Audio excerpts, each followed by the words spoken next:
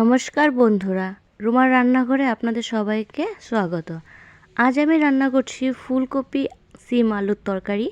তার জন্য আমি নিয়ে নিলাম ফুলকপি, সিম, আলু আর ধনেপাতা। সবজিগুলো আমি কেটে নিয়েছি।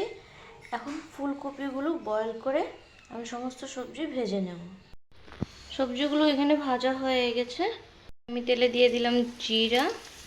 এখন কাটা টমেটোগুলো দিয়ে দেবো।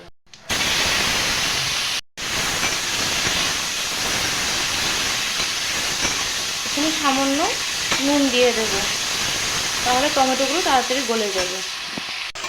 টমেটোগুলো গলে গেছে। এখন আমি বেটে রাখা লঙ্কা আর জিরাগুলো দিয়ে দেবো। এখানে নুন আর হলুদ দেওয়া আছে পরিমাণ মতো।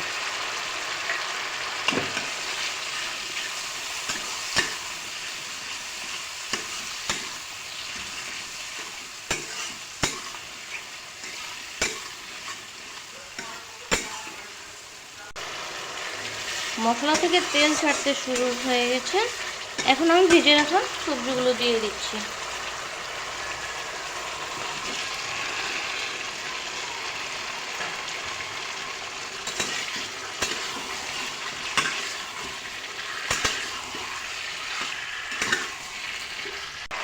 দিয়ে দিচ্ছি 4টা কাঁচা লঙ্কা দুটুকরো করে।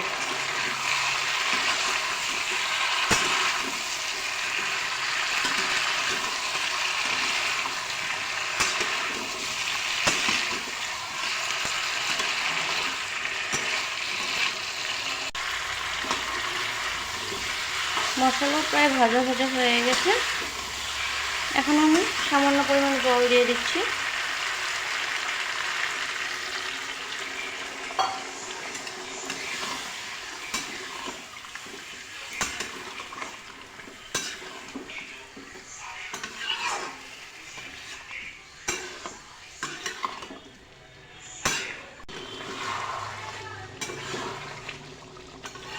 আমি এটা পাতলা ঝোল করব, তাই আমি এখানে আরও জল দিয়ে দিচ্ছি।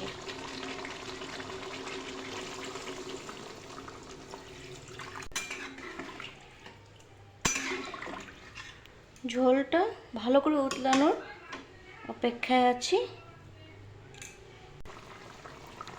ঝোলটা উতলে উঠেছে।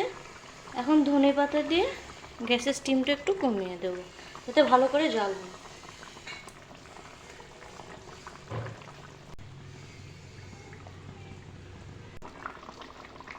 হয়ে গেছে আমার ফুলকপির ঝোল।